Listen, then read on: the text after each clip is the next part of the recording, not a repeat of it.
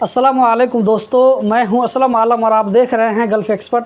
दोस्तों, जब से कतर गवर्नमेंट ने बाहरी मुल्कों में कतर वीज़ा सेंटर का सिस्टम शुरू किया है, इसको 2 साल गुजर चुके हैं। 2 साल के अंदर मेरे सामने में पहली मरतबा इस तरह का केस सामने आया है, जो कि मैं अभी आप लोगों के साथ में शेयर करने वाला हूं, स्क्रीन पर दिखाने वाला हूं। तो इस वीडियो के साथ में आखिर तक बने रहें, आपको एक नई जानकारी मिलने वाली है। कभी आपके साथ या आपके किसी रिलेटिव के साथ में इस तरह का होता है तो आप लोगों को अगर जानकारी रहेगी तो ज़्यादा परेशान नहीं होना पड़ेगा कि ये कैसे हो गया।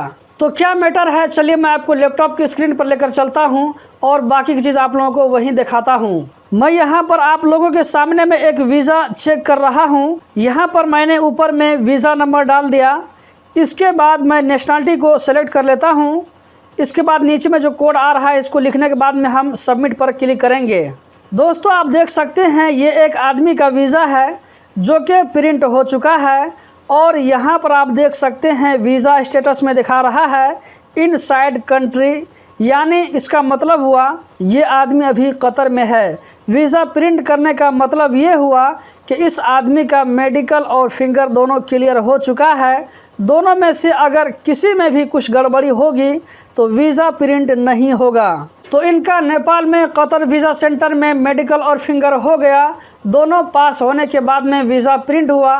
वीज़ा प्रिंट होने के बाद में ये आदमी भी कतर में पहुंच चुका है। लेकिन जब इनका इकामा लगाने की बारी आई तो वहां पर सिस्टम में क्या बता रहा है आप खुद स्क्रीन पर देख लीजिए। यहाँ पर जो हम इसका मेडिकल चेक करते हैं इकामा लगाने के लिए, तो यहाँ पर हमको बता रहा है कि मेडिकल कमीशन से कांटेक्ट करने के लिए, जैसा कि आप स्क्रीन पर देख सकते हैं, इसमें लिखा है री एग्ज़ामिनेशन के लिए मेडिकल कमीशन से कांटेक्ट करें। दोस्तों, ये एक ताज्जुब की बात है कि आदमी के मेडिकल पास होने के बाद, वीज़ा प्रिंट होने के बाद, आदमी के कतर पहुँचने के बाद फिर उसको बताया जा रहा है कि आप मेडिकल कमीशन से कांटेक्ट करें, आपका दोबारा मेडिकल होगा।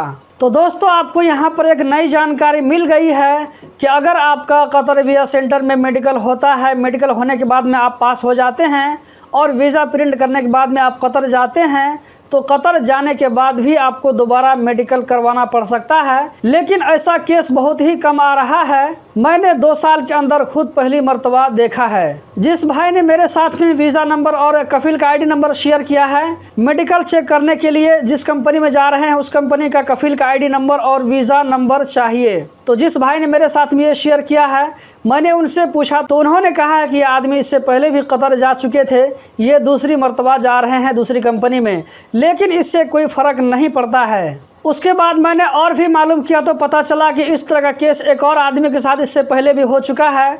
उनको भी कतर पहुंचने के बाद में दोबारा मेडिकल करवाना पड़ा।